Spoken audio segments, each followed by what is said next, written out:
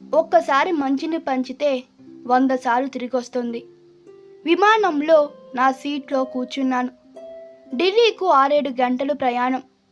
మంచి పుస్తకం చదువుకోవడం, 1 గంట నిద్రపోవడం, ఇవి నా ప్రయాణంలో నేను చేయాలనుకున్నవి. సరిగ్గా టేకాఫ్కి ముందు నా చుట్టూ ఉన్న సీట్లో 10 మంది సైనికులు వచ్చి కూర్చున్నారు. అన్నీ నిండిపోయాయి.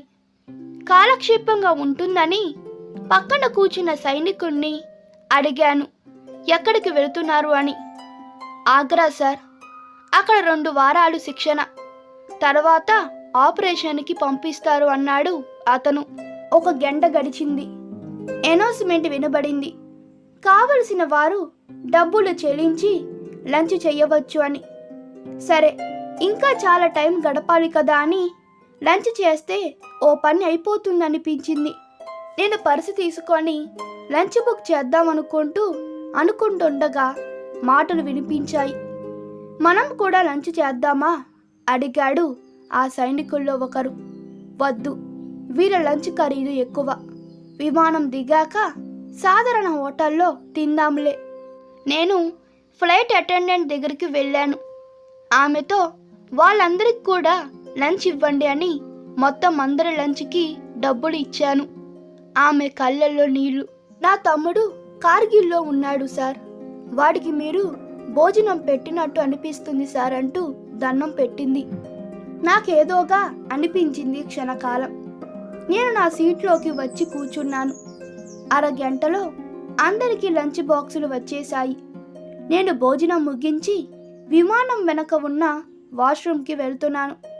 వెనక సీట్లో నుండి ఒక ముసలాయన వచ్చాడు. నేను అంతా గమనించాను. మీకు అభినందనలు, ఆ మంచి పనిలో నాకు భాగస్వామ్యం ఇవ్వండి అంటూ చేతిలో చెయ్యి కలిపారు. ఆ చేతిలో 500 రూపాయల నోటు నా చేతికి తగిలింది. మీ ఆనందంలో నా వంతు అన్నారాయన. నేను వెనకకు వచ్చేశాను. నా సీట్లో కూర్చున్నాను. 1 అరగంట గడిచింది. విమానం పైలట్ సీట్ నెంబర్లు వెతుక్కుంటూ నా దగ్గరికి వచ్చాడు. నా వైపు చూసి చిరునవ్వు నవ్వాడు. మీకు షేక్ హ్యాండ్ ఇద్దామనుకుంటున్నాను అన్నాడు. నేను సీట్ బెల్ట్ విప్పి లేచి నిలబడ్డాను. అతడు షేక్ హ్యాండ్ ఇస్తూ, నేను గతంలో యుద్ధ విమాన పైలట్గా పనిచేశాను. అప్పుడు ఎవరో ఒక ఆయన మీలాగే నాకు భోజనం కొనిపెట్టారు. అది మీలోని ప్రేమకు చిహ్నం. నేను దానిని మరవలేను అన్నాడు. విమానంలోని పాసింజర్లు చప్పట్లు కొట్టారు. నాకు కొంచెం సిగ్గుగా అనిపించింది.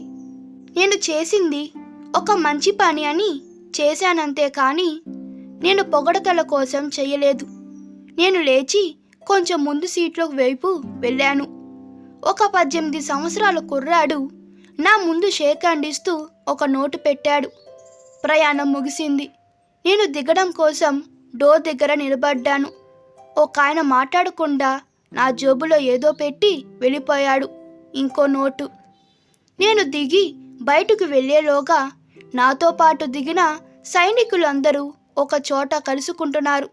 నేను గబగబ వాళ్ళ దగ్గరికి వెళ్ళి నాకు విమానం లోపల తోటి పాసింజర్లు ఇచ్చిన నోట్లు జేబులో నుండి తీసి వాళ్ళకి ఇస్తూ, మీరు మీ ట్రైనింగ్ చోటకి వెళ్ళే లోపలే ఈ డబ్బు మీకు ఏదైనా తినడానికి పనికి వస్తాయి. మీరు మాకిచ్చే రక్షణతో పోలిస్తే మేము ఏమి ఇచ్చినా తక్కువే. మీరు ఈ దేశానికి చేస్తున్న పనికి మీకు ధన్యవాదాలు. భగవంతుడు మిమ్మల్ని మీ కుటుంబాలను ప్రేమతో చూడాలి అన్నాను. కళ్ళల్లో చిరుతడి.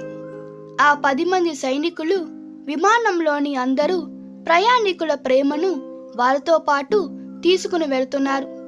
నేను నా కారు ఎక్కుతూ తమ జీవితాలను ఈ దేశం కోసం ఇచ్చేపోతున్న వారిని దీర్ఘాయువులుగా చూడు స్వామి అని దేవుణ్ణి మనస్ఫూర్తిగా కోరుకున్నాను. ఒక సైనికుడు అంటే తన జీవితాన్ని ఇండియాకు చెల్లించబడే బ్లాంక్ చెక్కు లాంటి వాడు. బతికినంత కాలము జీవితాన్ని చెల్లించే ఖాళీ చెక్కు. ఇంకా వారి గొప్పతనాన్ని తెలియని వారెందరో ఉన్నారు. ఈ వీడియో మీకు నచ్చినట్లయితే మీ అభిప్రాయాలు కామెంట్లో తెలపండి. Please like, share and subscribe to my channel. Thank you.